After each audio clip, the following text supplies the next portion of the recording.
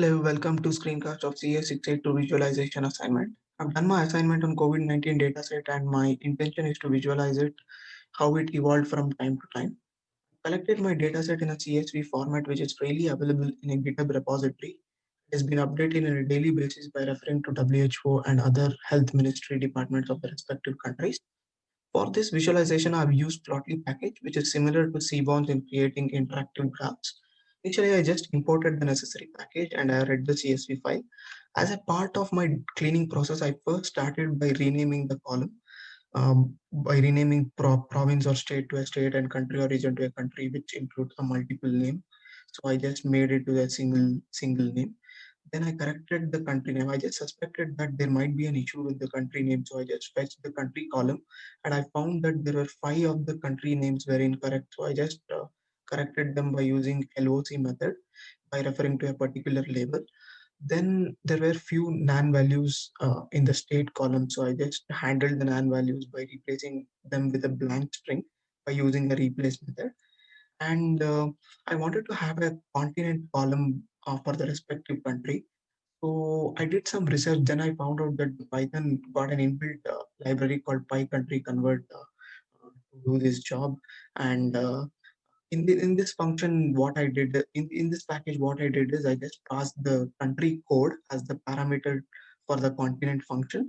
Then I then I added a new column called continent, and the continents were updated to their respective countries. And next, I wanted to have an active case details as well, but it wasn't there in the existing data set.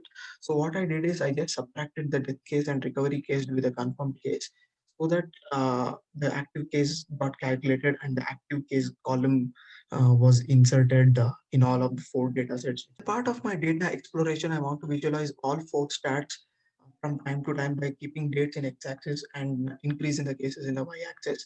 I use line graph which is suitable to get the details over a certain period of time. Secondly, I wanted to have a single layout in order to plot all 4 stats. Basically, what I did is I just plotted the line graph first, then I updated the inner layout by creating the buttons for the 4 different stats, and then I updated the outer layout, which is basically specified for specifying the title, x-axis title and y-axis title and so on. This is how the layout looks, which has 4 different buttons of 4 different starts. Confirm case will give the confirm case details, and if you hover across the line, we'll get the details from January to till date. And similarly for active case, recovered case, and death case as well.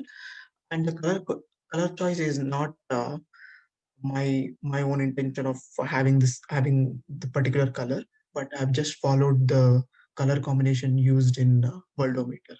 Visualize and compare between compared case and death case for time to time for the top 10 countries, in confirmed case in x-axis and death case in y-axis. Firstly, what I did is I just sorted out in descending order the confirmed case and the death case. Then I looped them for 10 times so that I'll get the top 10 countries. And then I updated the data frame scatterfig and I supplied the data frame to the scatter. And then I plotted out the scatter plot. In order to have it from time to time, there are attributes like animation frames and animation group I used against the date and country so that I will get the bubble sort differentiation from time to time. So when I start the graph, you can see over this slider till March, there is no impact, but after March, you can see that there is an impact in United States, which outbursts suddenly, and behind that is Brazil. And once it reaches near September, you can see that India crosses the Brazil, and at the end of December, USA was out of limit. My scatter plot for the top 10 countries, how it evolved over a certain period of time. And to conclude, cleaning process were very smooth.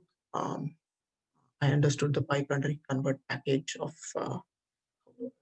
continent to a respective country using the country code and converting the continent code to a continent name.